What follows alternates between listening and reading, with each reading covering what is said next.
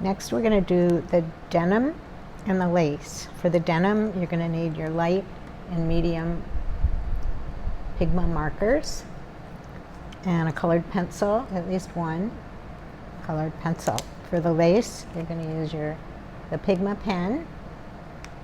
You will need to have shaded or colored the skin underneath the lace garment, and if there's an undergarment underneath the lace, then you have to shade that as well.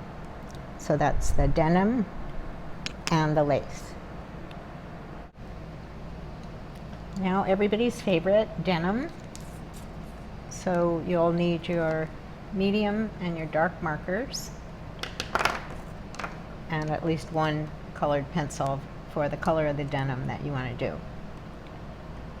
So I've added some light marker away from the light source, kind of big shapes. This is the light marker. Leave some white of the paper. Get a little bit on the lighted side underneath this leg that's overlapping, and we'll cast a shadow onto the lower leg. And then you'll take the medium marker and enhance some of those shadows underneath, part away from the light source.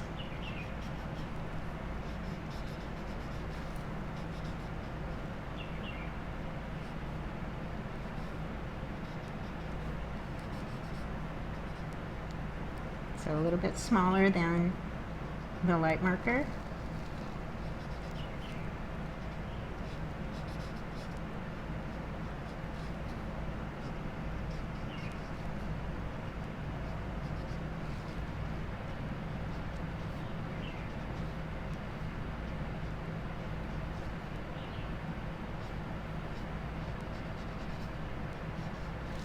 And then we can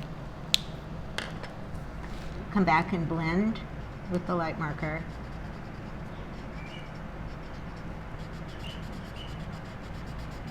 And soften it. And blend a little bit with the light marker.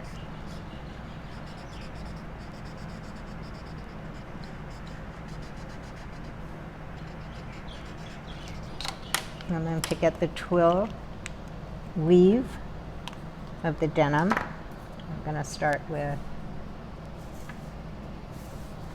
a blue, close together. These are hatch lines, diagonal lines close together. Do a section at a time. You've already established your shading, so you don't need to worry about shading. You're just getting the pattern of the weave. So you don't have to go around the body. You've already got your shading.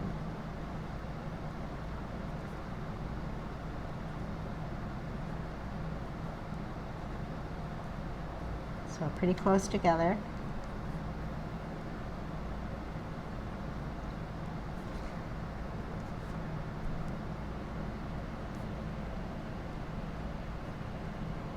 And you can go all the way down. And I'll show you what also you can do to enhance the value contrast. You can take a darker blue, follow the same directions. You can even go up to the edge and shade it in. So you go right up to the edge. And then do more hatch lines in the direction, so you're enhancing the shadow of the garment wrapping around the body, making it more dimensional, kind of covering up the marker.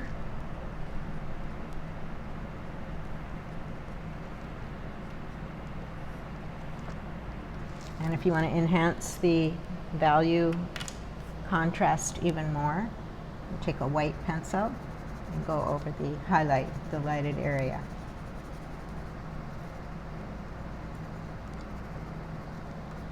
So that would be the denim.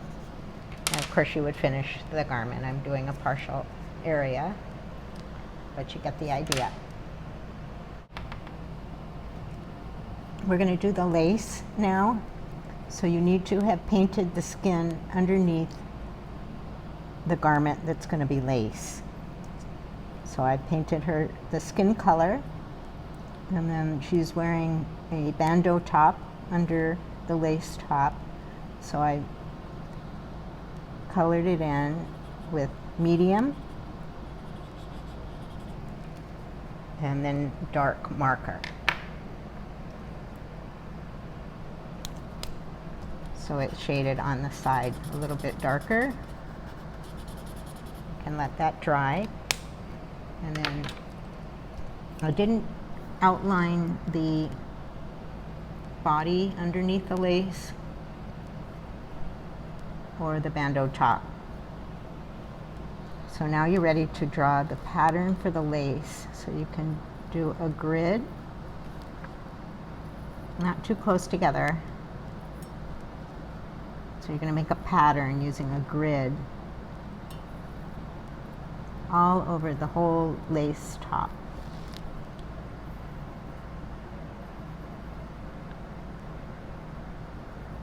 Including the part that might show on the side. So this is a pencil, just regular HB pencil, your drawing pencil. And then everywhere the grid crosses, you're going to make some kind of a design. So it can be like a flower, not solidly filled in black, but almost. You can always come back and do it darker. So I'm making everywhere the grid crosses. Here there might only be half a flower because the garment stops. Right over the bandeau top here, everywhere the grid crosses.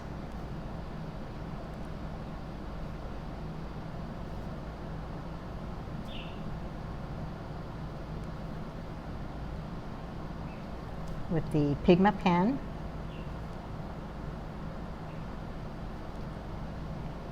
so this is just the pattern on the lace, and we're going to have to do the part that holds the lace together, like the mesh or netting, whatever holds that lace together. Right now it's just the flowers. So let it dry.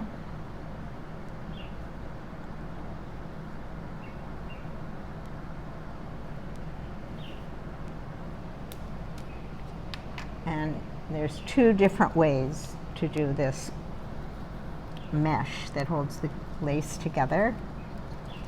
You can keep your grid line and do a cross hatching, very close together cross hatching, so it becomes like a netting.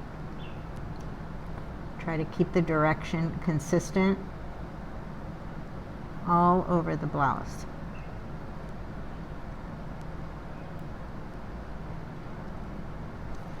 And then I'm going to cross.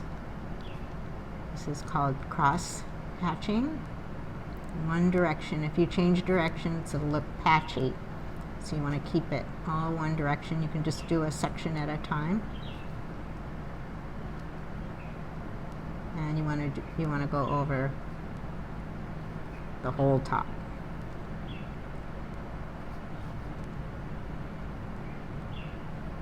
This is one technique, so you're going to do one or the other. This is just one technique of making lace, a lace design. This section here, the cross hatching. There's another technique, but you need to erase your grid line in pencil. Make sure your ink is dry. And in this one, it's very irregular, kind of a broken up, squiggly lines. that holds the lace together, like almost figure eights, overlapping each other and overlapping the whole blouse, even the bandeau top. So one or the other. You wouldn't have a lace top that had both. Okay, so kind of a close together squiggly line. And then if you do need to enhance the flowers, if they kind of get lost, then you can enhance them with the ink line. And that concludes the lace.